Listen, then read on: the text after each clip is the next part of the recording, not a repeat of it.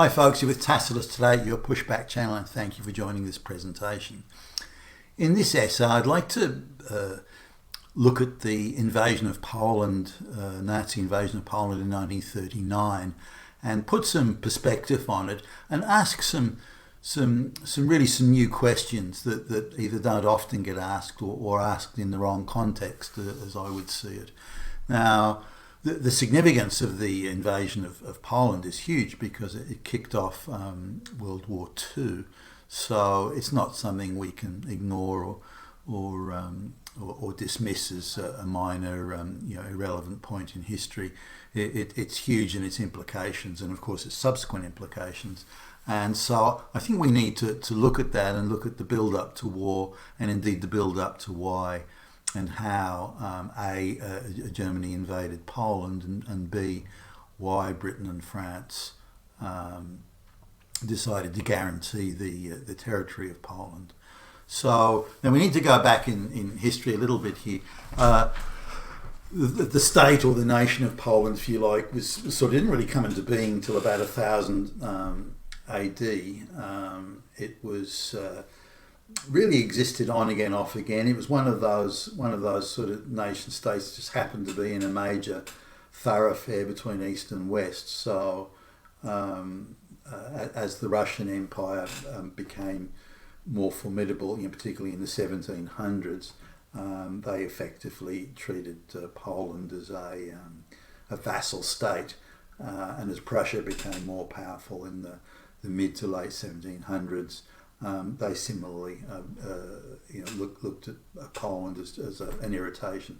Now the Poles brought quite a lot of this on themselves. They were fairly belligerent and would make agreements and then would break them, and had a number of factions that would gain control, if you like, of the government, and then they would repudiate an agreement that had been made the day before, and causing all sorts of annoyance and aggravation. So Poland didn't exist for a state for very long. They combined with Lithuania to create the Kingdom of Poland and Lithuania. They temporarily became a vassal state, if you like, of Sweden, or at least parts of Poland did, and then later on a vassal state of Russia, of course. There are also a number of partitions. The Poles would go to war with either Prussia or Russia, or sometimes both even, and then would have a civil war with factions within Poland. And this sort of uncertainty created it was debilitating to the Polish state, and so they were easy prey really to the rising powers of Russia and Prussia, or eastern provinces of Germany at the time. So by 1795, Poland had ceased to exist as a nation. They had a brief return when Napoleon was rampaging the length and breadth of Europe, and where he created, if you like, a greater Warsaw, which he called the Grand Duchy of Warsaw, which was a rump of a Polish state, if you will. But apart from that, Poland didn't exist as a state at all. And when World War I broke out, for example, in 1914, there was no such thing as Poland. What later was to become Poland was really divided up between Russia and Prussia, and particularly, say, Belarus and Ukraine, and even Austria-Hungary. The empire took a slice of southern Poland as well. So when World War I ended, the Polish state was created through the Versailles Agreement, and so the victorious allies, Britain, France, United States, and so on, they created this state of Poland, which had a very large Jewish population, and there was already a large Jewish lobby sort of group in the United States. There was somewhere in the region of 3 million Jews in and around Warsaw, and with Poland being a Catholic state, so there's quite a lot of drama there. Now the Russians, when the Russian pogroms were on, had not expelled necessarily, but had created sort of harsh conditions for Jews in Ukraine, Russia, and Belarus. So a lot of the Jews went to in and around Warsaw, or what later on became Poland, because it was less restrictive for them to do business and have farms and so on. So there was quite a large concentration of Jews around just Warsaw. So when Poland was created, one of the first things that the Poles did was, and it's a bit hard to tell who started this, but supposedly there were incursions by the Soviets, the new Soviet Union that was started in 1917. They were put out by the fact that Poland, the creation of the Polish state, had taken territory from what was the Greater Russian Empire previously, and they wanted that territory back.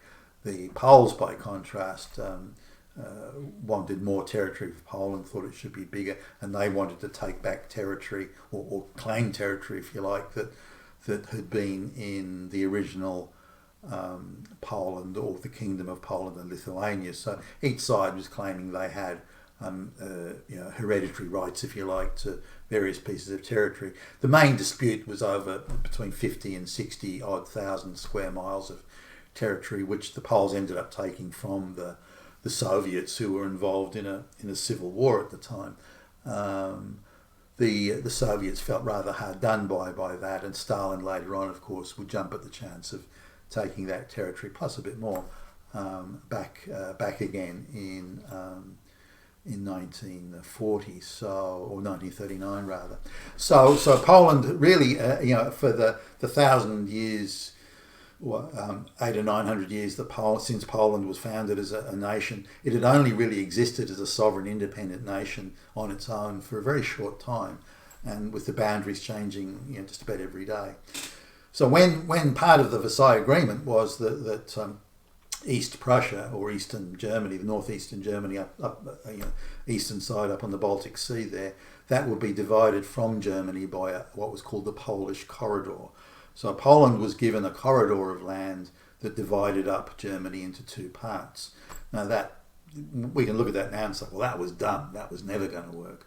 And there was also the seaport of Danzig, I think it's called Gdansk today, on the Baltic Sea. That seaport was a free city, but was nominally under Polish control, again taken from Germany. Now, because Germany had a very limited part of the Versailles Agreement, they only could have a very small army. The Polish army was substantially bigger than the German army, and the Poles were constantly, and quite belligerently in my view, making territorial claims against Germany. Some of these were quite small, a strip of land that 20 or 30 miles long and 10 miles north-south. These weren't huge, but there were quite a few of these little pieces of land that the Poles were claiming, and were constantly badgering the Germans to give them up. The same thing with the Soviets. Once the Soviet Union civil war settled down, then there were claims on Poland saying, hey, you took that territory from us when we were in the middle of a civil war, we'd like it back. And the Polish government wasn't going to go along with any of that. So Poland was already in a position where both Germany and the Soviet Union were looking to get even for what they thought were outrageous terms that were part of the Versailles Agreement. So the borders of Poland were in a tenuous state, no matter how you looked at it, or no matter who guaranteed or didn't guarantee it. Now, when Hitler was claiming territory around Europe, the Sudetenland, which was the westernmost provinces of the state of Czechoslovakia, which is a combination of Czechia and Slovakia, which have since broken up into separate states. And Hitler was, of course, wanting to unite the German-speaking peoples of Austria with Germany, and the agreement that Neville Chamberlain made, and that there were counter-signatories from like Mussolini and the French Premier, was to say to Hitler in 1938, after the Czechoslovakian incident, the Sudetenland, say, do you have any other claims, territorial claims in Europe? Now, both Chamberlain and Hitler and everybody else in Europe knew that Polish corridor was a sore sticking point, and anybody, even a first year student in geopolitics would have pointed to that and go, well, that's an issue that's going to be resolved somehow and needs to be resolved, and yet Hitler went along with this idea that no, I've got no more territorial claims. Now the interpretation is a little bit different. Hitler was, I don't have any more territorial claims that needs to be solved militarily. They can be solved diplomatically, whereas Chamberlain took the view you have no more territorial claims at all. Now, Chamberlain knew about the Polish corridor and the Polish issue, as did Hitler did and everyone else. So that the fact that all of them would sign this agreement, either they were the dumbest people to ever have existed in history, or they figured they could outmaneuver each other, or it was an agreement that was never really meant to have any teeth. But there's something deeply flawed about that agreement. It was never going to stand up, ever. And again, the fact they all signed it is something of a mystery. But if we look through and analyse, I guess, some of the things going on with Hitler at the time, and Hitler wasn't a dictator at the time. You know, he was being frequently, I mean, I suppose if he stuck it out, he could have pushed back, but he was frequently being overruled by his administrators and his public servants, his advisors, the politicians, and so on were constantly saying, well, no, we won't do this, we'll do that. And he kind of shrugged and went along with something, not all of it, but a lot of it. And so his advisors were saying that the Polish issue of the Polish corridor, separating Germany off from Eastern Germany, this could be solved by negotiation, that there wouldn't be a need to engage in the military thing, that we can solve this with negotiation, we can work something out. And the Germans were already looking at things like, well, maybe we can compensate the Poles by taking territory from the Soviet Union and giving it to Poland. So there are all sorts of compromises, discussions, and so on. Now, during this time, with Germany's military build-up, with the fact that they were, looking very formidable, and the Poles were far more open to negotiation than they would have been years ago when Germany was weak and the army was small. So now Germany was looking very powerful. The Poles were far more keen, far more interested in coming to the table and talking about a resolution. But once that agreement was signed, where Poland's territorial integrity was guaranteed, or subsequent to the Munich Agreement, where Poland's territorial integrity was guaranteed by Britain and France, then the Poles became far less interested, the Polish government became far less interested in negotiation and discussion, thinking that Hitler and Germany had nowhere to go, nothing you can do now. If you do anything to us, then Britain and France are going to come after you. Now, the Polish government, quite naively in my view, viewed Germany as being much weaker than Britain and France. Britain and France were seen as being, Britain in particular, they saw Britain and France as being these incredibly powerful nations, where Germany was just, Hitler and Germany were just trembling in fear at the possibility of any sort of confrontation with them. And I don't know why. So what we can see is the Poles were encouraged, in my view, the Poles were encouraged to tell the German negotiating teams about the Polish corridor to go and get lost. No, we're not interested, we're not talking to you, you can shove it. And this in turn created a mindset in Hitler's government that, well, if we can't negotiate, then the only thing we can do is resort to military means to solve this, and it needed to be solved one way or another. So anyone who didn't think that was naive in the extreme. Similarly, the Soviets, Stalin in the Soviet Union, he was quite open to the idea of military conflict, because then that would give him an opportunity to take back the land. Plus a bit, the land that he believed had been wrongly taken from the Soviet Union when the state of Poland had been created from the Versailles Treaty, and then as a result of the Polish-Russian War in 1919-20. So really everything was pointing to the fact there was going to be some sort of conflict over the Polish corridor. So people pretending that it came out of the blue and, gee, we didn't know, we didn't see that coming. That's bullshit. Everybody knew that something was going to happen there, which indeed it did. Now, I think the Polish government were mistaken. They took a course of action that ultimately led not only to them being invaded, twice, once by the Germans and then again by the Russians, but they lost their sovereignty, and the Polish state was just a flunky sort of vassal state for Russia, the Soviet Union again, from 1945 through to the early 1990s. So they lost their sovereignty, their freedom, and everything was lost. And still today they're a lower middle ranking economy in the world. So just putting this all in perspective, what options did Hitler and his government have?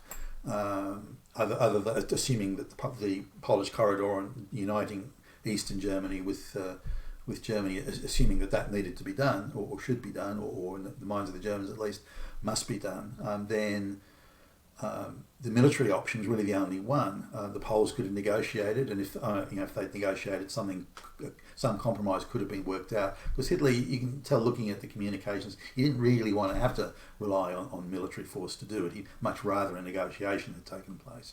But nonetheless, that was it. The military option was taken. Now, even after the invasion of Poland, Hitler was still looking at the idea of reclaim Eastern Germany and remove the corridor, but to still have a Polish state, just not as big as it had been.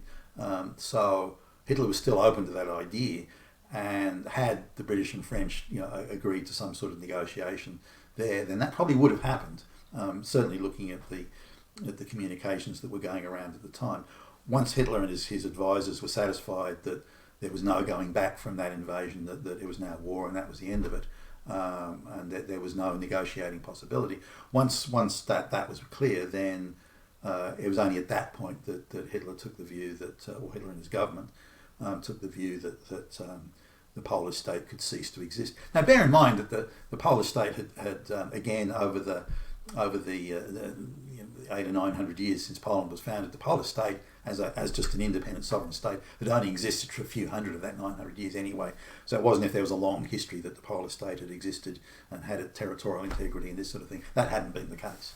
So looking at all of this, my view is that had the British and French not guaranteed Polish integrity, then negotiations would have taken place, and that the British and French gave the Polish government really a quite false hope that something could be done or Germany could be stopped, or that they shouldn't discuss or negotiate their way through this issue of the Polish corridor and separating the two Germanys. So I think as a calculated risk, Hitler took the view that the British and French probably wouldn't actually do much at the end of the day, which was a correct assumption.